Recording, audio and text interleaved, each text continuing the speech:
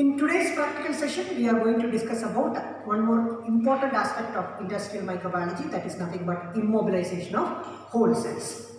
Okay, right. Why we want to immobilize? So all of you know what is the meaning of immobilization. So what exactly is the meaning of immobilization? Immobilization is nothing but the physical or chemical attachment of the cells or enzyme into an hydrophilic organic polymer. Nothing but you are going to attach your cells or the enzymes, whatever you have, it is going to be attached into an organic polymer. That is the meaning of what? Immobilization. You are going to immobilize it into a particular component. What is that component? It is nothing but hydrophilic organic polymer. Okay, so why we want to go for immobilization? What is the importance of immobilization in industrial microbiology? See, you have isolated a particular microorganism or you have isolated a particular enzyme. You are not going to use it. You have to preserve it for the future purpose.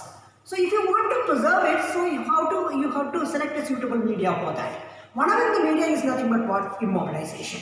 So whatever you have extracted, it is going to be preserved in an organic polymer. That's what we are going to do in this particular practical session. Okay, so to do the immobilization, so the ideal system which we will be using in industrial microbiology is nothing but alginate. Okay, so it is a chemical compound, it is an organic polymer which will be mainly present in brown algae.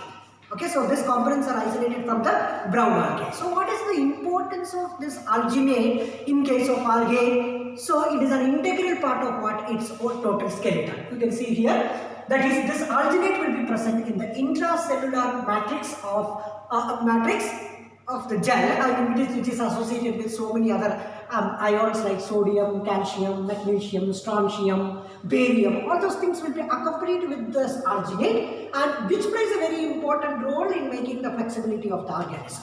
So it is mainly present in the intracellular matrix. So this particular alginate only we are going to use it for what? Immobilization purpose. So why we want to use alginate as the immobilization component? What are the properties makes it as ideal for immobilization? So there are various properties. That is, it can retain lot of water. This is one of the best property of what? Alginate, which makes this component as a very important or very suitable component for immobilization. So it can retain water, lot of water can be retained. So it is having the property of what? Gelling. Okay, the next important property is it is the property which the alginate has is viscosifying or stabilizing property. So all these things put together, that the sodium alginate becomes an ideal system for what? Immobilization process. Let me repeat: retaining water. Second one is gelling property. The third one is viscosifying as well as stabilizing property. Okay, so what exactly we are going to do in this practical session is, you are going to entrap. What do you mean by entrapping? You are going to catch it. You are going to immobilize into an hydrogel. What is that hydrogel which we are using? It is nothing but alginate. Okay, so you are going to mix the organism with the hydrogel, that is nothing but the sodium alginate. Okay, so now your organisms or enzymes has produced a homogeneous solution.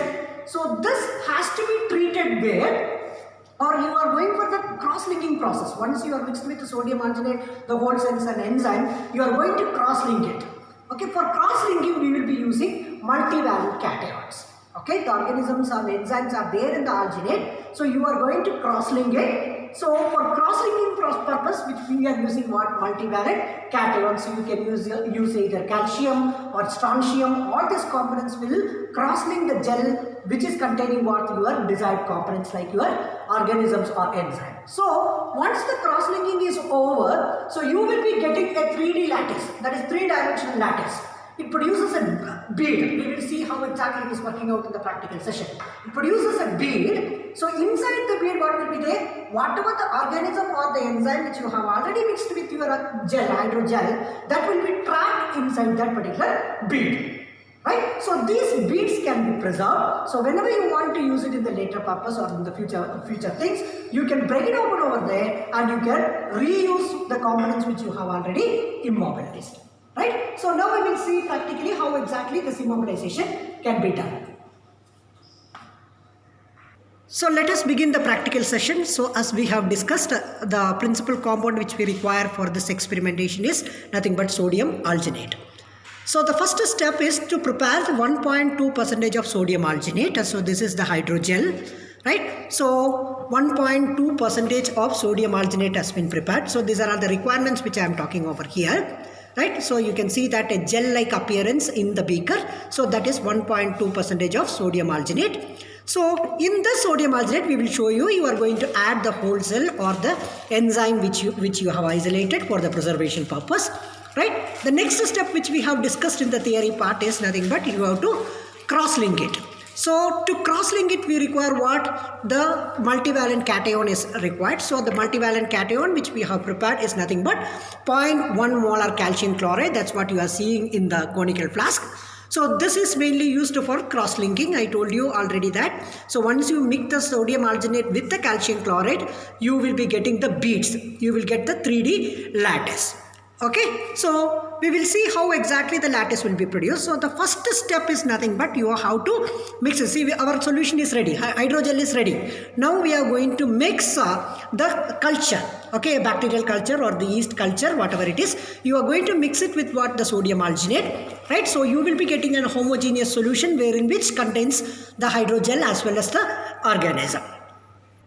Now the requirements are ready. So the first step in immobilization process is you have to take equal volume of the sodium alginate in a separate beaker.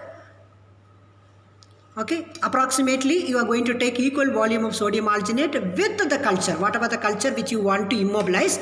So almost approximately it should be equal volume has to be taken. So once this is taken, it has to be properly mixed. Okay, so properly, gently you have to mix the equal volume of sodium alginate with the culture.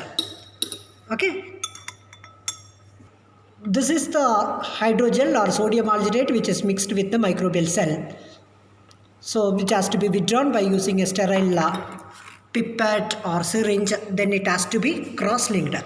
For cross-linking, we will be using 0.1 molar calcium chloride. So slowly it has to be drop by drop. You have to transfer it into calcium chloride solution. So in calcium chloride solution, the calcium chloride is nothing but a multivalent cation. So it will produce the 3D lattice. So inside the 3D lattice, the organism will be trapped, which can be used for the further purposes. You can see here that the gel which is converted into a 3D lattice, that is the balls have been formed or the beads have been formed. Inside the beads you will be having the organisms. So why it is producing the beads? It is nothing but the cross-linking. Okay, so the sodium alginate is getting cross-linked with what? The calcium, that is nothing but the multivalent cation, and it has been converted into beads. Now you can see that the cells are immobilized inside the bead. So these beads can be taken and it can be preserved for the future purpose. You can see the immobilized cells.